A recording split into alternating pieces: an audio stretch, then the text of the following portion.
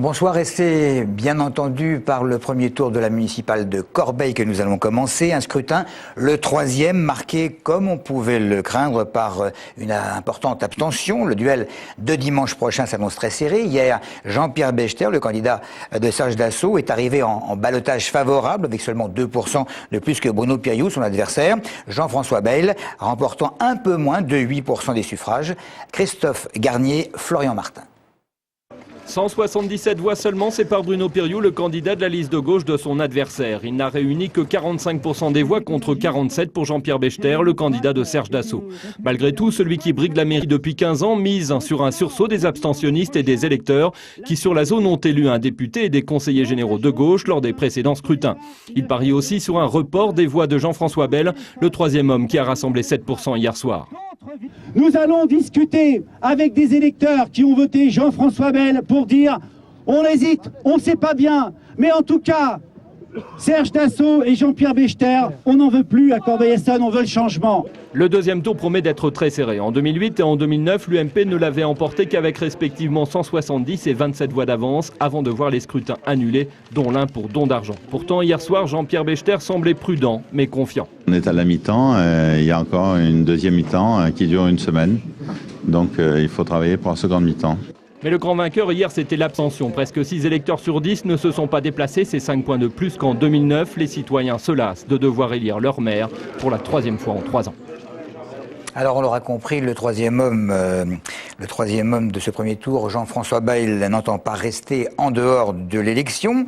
Jean-François Bayle qui sait que son score peut faire gagner l'un ou l'autre des candidats. Il a immédiatement fait publier un communiqué qui stipule qu'une fusion sera possible avec celui qui se sera engagé sur les priorités de son projet. Jean-François Bayle très attentif à tout ce qui se rapporte à l'indépendance de Corbeil vis-à-vis d'Evry, à la sécurité, au développement durable et au développement de la culture et du sport pour tous, entre autres, à suivre. Manuel Valls, à présent, d'accord avec Martine Aubry pour ce qui concerne le fameux calendrier socialiste. Le député maire d'Evry, candidat aux primaires, estime que la responsable du PS a raison de fixer une feuille de route pour les mois qui viennent. Manuel Valls qui se dit en outre réjoui de l'entrée en lice de Ségolène Royal. C'est à Savigny-sur-Orge qu'un SDF a été retrouvé mort samedi. L'homme de 39 ans d'origine ukrainienne est décédé, selon le légiste qui l'a autopsié, à cause de sa mauvaise hygiène de vie. Il squattait de vieux entrepôts à l'abandon, près des rives de l'Orge, à proximité de la gare RER. Vous le voyez sur ces images. Il n'était pas le seul. Un groupe d'hommes afghans squatte les lieux malgré le froid. L'an dernier, des Roms s'y étaient aussi installés. La mairie a prévu de construire 27 pavillons dans les mois à venir.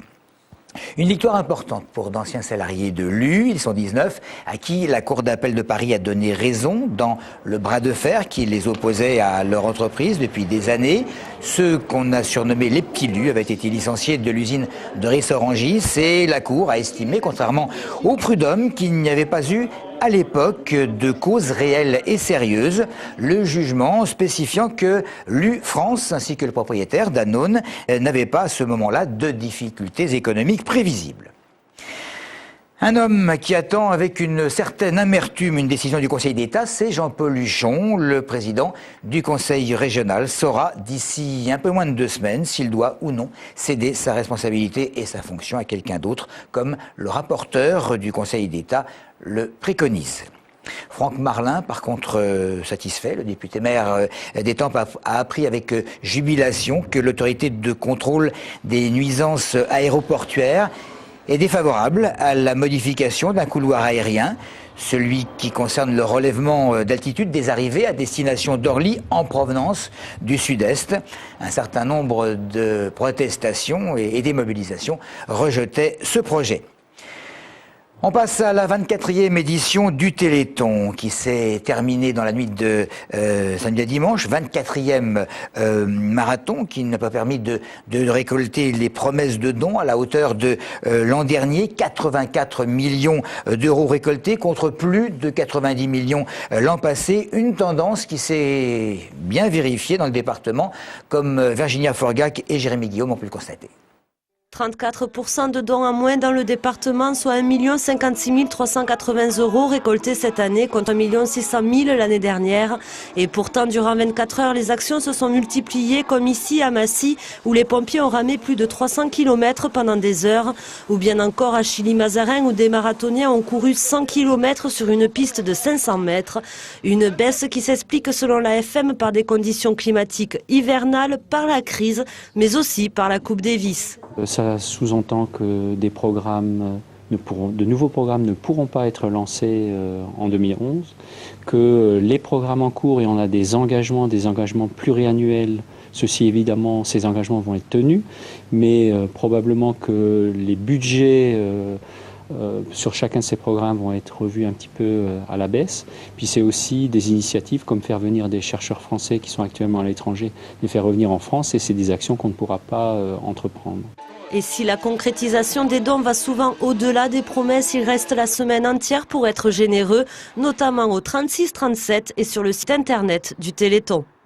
36-37 à ne pas oublier. Il y avait une journée importante à la direction de l'assistance publique hôpitaux de Paris, réunion avec les syndicats pour discuter du fameux regroupement de 37 hôpitaux en 12 groupes. Il faut savoir que 2 établissements essonniens, Joffre du Prutrien à Draveil et puis à Chanqueuil, l'hôpital Clémenceau, font partie de ces 37, les nouveaux groupes qui devraient naître l'an prochain, mais avec de nombreux grincements de dents, pour pas dire des pleurs. Un mot sur Nicolas Dupont-Aignan et Manuel Valls, qui cette fois se retrouvent ensemble pour un nouveau groupement d'élus. Ce sera présenté d'ailleurs demain à l'Assemblée nationale. Les 2 députés qui veulent peser dans les discussions sur le futur métro automatique du Grand Paris et particulièrement sur l'obligation, entre guillemets, de considérablement améliorer la fameuse ligne D.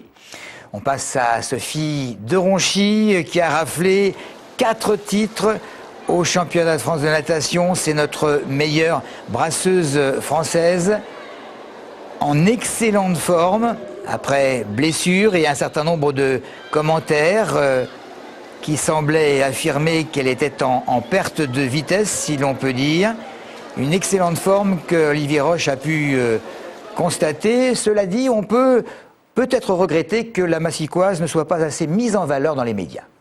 Je suis satisfaite et des championnats d'Europe et des championnats de France, donc il n'y a aucun souci là-dessus.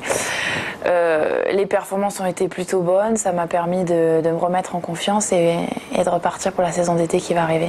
Je pense que c'est justement une très bonne chose que j'ai réussi ce week-end notamment à remporter toute la brasse et à faire 4 titres en 3 jours. J'ai fait autant de titres que Camille Muffat, qui est maintenant la grande favorite au niveau du féminin en France. Donc je pense que c'est un atout pour moi et on va recommencer un petit peu à s'intéresser à moi petit à petit. On va terminer avec Malik Bouziane, le boxeur qui ne va pas finalement disputer le championnat d'Europe des coqs face au Britannique Jamie McDonnell, le Massicois, qui privilégie, on l'a appris tout à l'heure, en effet, ses études et la révision de son examen de professorat de sport. Voilà, je vous rappelle la principale information politique de la journée, évidemment, et qui date de ces quelques heures. Le 3e homme pour la municipale de Corbeil, pour le second tour de dimanche prochain, il s'appelle Jean-François Bayle et il a obtenu un petit peu moins de 8% des suffrages et il va terriblement peser dans la balance puisqu'il est courtisé à présent par les 2 autres candidats, à savoir Bruno Piriou pour la liste de gauche et Jean-Pierre Bechter pour la droite. Merci de votre fidélité.